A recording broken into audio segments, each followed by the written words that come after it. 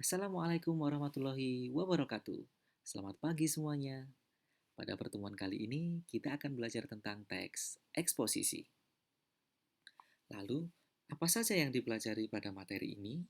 Yang pertama, mendeskripsikan teks eksposisi, menganalisis struktur dan kebahasaan teks eksposisi, mengembangkan isi teks eksposisi, dan mengkonstruksi teks eksposisi. Oke, langsung saja kita masuk ke materi. Pengertian teks eksposisi. Kata eksposisi berasal dari bahasa Inggris, yaitu exposition, yang artinya membuka atau memulai. Teks eksposisi adalah teks yang memaparkan atau menerangkan suatu hal atau informasi. Teks ini bersifat ilmiah atau non-fiksi. Sumber paragraf dapat diperoleh dari hasil pengamatan, penelitian, atau pengalaman. Nah, selain itu, teks eksposisi juga berisi paparan pendapat, opini seseorang dalam menanggapi atau menyikapi suatu isu. Secara umum, teks eksposisi bertujuan untuk memperjelas pemahaman akan suatu permasalahan dan biasanya juga menawarkan sebuah solusi. Nah, contoh secara ringkas atau secara sederhana tentang teks eksposisi adalah setiap orang, setiap dari kita pasti memiliki pendapat. Contoh yang ada di sekitar kita saja. Nah, mungkin yang saat ini terjadi di lingkungan kita adalah COVID-19 yang berdampak pada pendidikan. Yang seharusnya kita tatap muka di dalam kelas, tapi sekarang kita harus tatap muka dengan handphone.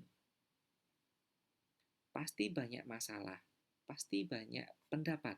Ada yang setuju dan ada yang tidak setuju. Kalau berbicara setuju, pasti ada alasan-alasannya, ada argumennya. Yang tidak setuju juga ada argumen-argumennya. Oke, kita lanjut lagi.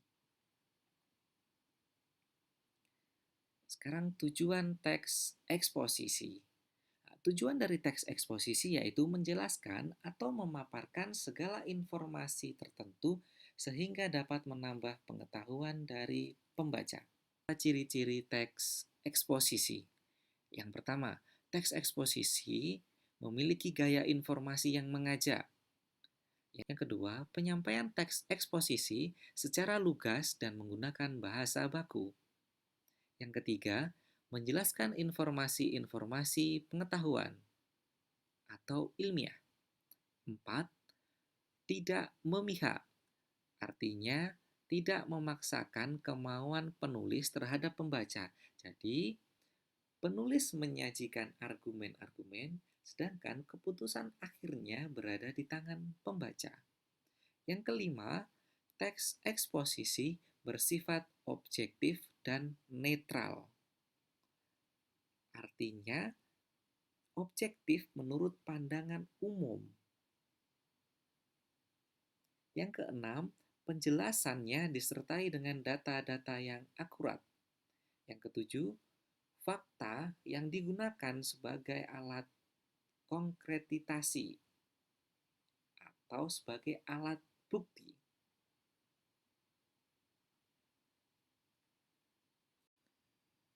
Nah, berikut ini adalah contoh dari teks eksposisi.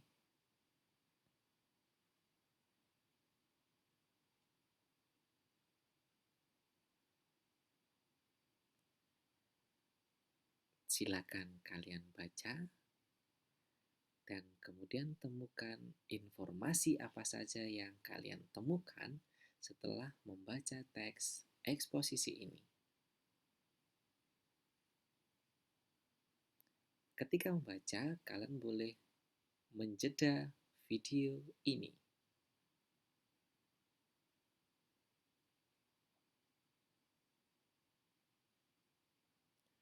Informasi yang terdapat dalam kutipan teks eksposisi tersebut adalah penjelasan mengenai dampak globalisasi di pasar internasional yang berimbas dan berpengaruh pada pasar domestik di Indonesia, sehingga Indonesia harus mengikuti Organisasi Perdagangan Internasional.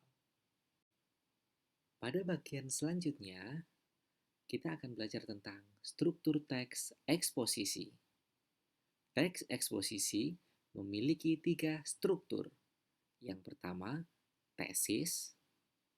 Yang kedua, argumentasi. Ketiga, penegasan ulang.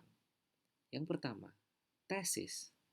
Tesis merupakan gagasan utama atau prediksi penulis tentang sebuah permasalahan yang berdasarkan fakta. Pada bagian ini, merupakan sudut pandang penulis tentang suatu masalah yang menjadi topik. Tesis berasal dari sesuatu berupa pernyataan yang akan didukung oleh argumen-argumen. Bagian ini menjadi bagian yang penting untuk menyusun teks eksposisi. Biasanya muncul pada bagian awal teks, namun juga muncul di bagian akhir. Yang kedua, argumentasi merupakan penjelasan secara lebih mendalam tentang pendapat atau tesis yang diyakini kebenarannya oleh penulis melalui pengungkapan fakta-fakta sebagai penjelasan argumen penulis. Argumentasi dapat berupa pernyataan umum atau data yang berasal dari sumber terpercaya. Ketiga, penegasan ulang. Penguatan kembali atas pendapat-pendapat yang ditunjang oleh fakta dalam bagian argumentasi. Selanjutnya, kita akan belajar tentang kebahasaan teks eksposisi. Yang pertama ada adverbia, nomina, adjektiva, dan verba. Leksikal, menurut Kamus Besar Bahasa Indonesia, berkaitan dengan kata, berkaitan dengan leksem, berkaitan dengan kosakata. Jadi, dapat ditarik kesimpulan bahwa makna leksikal adalah makna yang berkaitan dengan kata, leksem, maupun kosakata. Baik, yang pertama adalah kata benda. Merupakan kata yang mengacu pada benda, baik nyata maupun abstrak. Dengan ciri sebagai berikut. Dalam kalimat berkedudukan sebagai subjek. Dilihat dari bentuk dan maknanya, ada yang berbentuk nomina dasar maupun nomina turunan. Nomina dasar, contohnya gambar, meja, rumah, pisau. Nomina turunan, contohnya adalah perbuatan, pembelian, kekuatan, dan lain-lain. Yang kedua, adjektiva atau kata sifat merupakan kata yang dipakai untuk mengungkapkan sifat atau keadaan orang, benda, dan binatang. Contohnya, cantik, gagah, indah, menawan, berlebihan, lunak, lebar, luas, negatif, positif, jernih, dingin, jelek, dan lain-lain. Adverbia atau kata keterangan merupakan kata yang melengkapi atau memberikan informasi berupa keterangan tempat, waktu, suasana, alat, cara, dan lain-lain. Contohnya, di, dari, ke, sini, sana, mana, saat, ketika, mula-mula, dengan, memakai, berdiskusi, dan lain-lain. Selanjutnya, konjungsi atau kata penghubung. Konjungsi dapat digunakan dalam teks eksposisi untuk memperkuat argumentasi. Suatu jenis konjungsi dapat digunakan dengan menggabungkannya dengan konjungsi yang sejenis dalam suatu kalimat yang saling berkorelasi sehingga membentuk koherensi antar kalimat. Dapat pula mengkombinasikan beberapa jenis konjungsi dalam suatu teks sehingga tercipta keharmonisan makna maupun struktur. Jadi, konjungsi ini dapat digunakan untuk memperkuat argumentasi.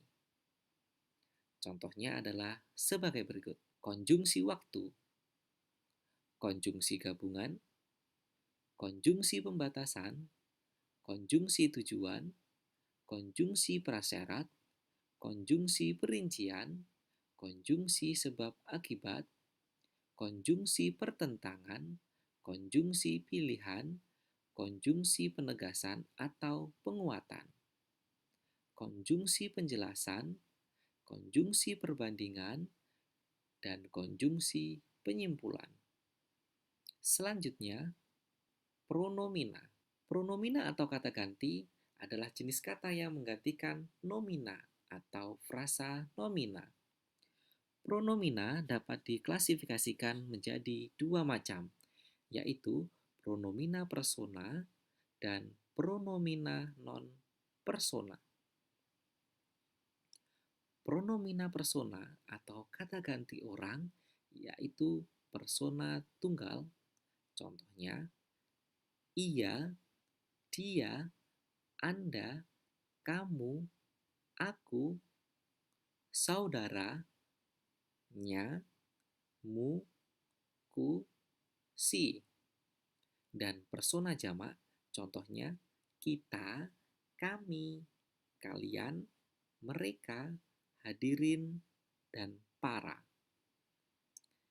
Kemudian pronomina non-persona atau kata ganti bukan orang, yaitu pronomina penunjuk, contohnya seperti ini: itu, sini, situ, sana, dan pronomina penanya, contohnya seperti apa, mana, dan siapa.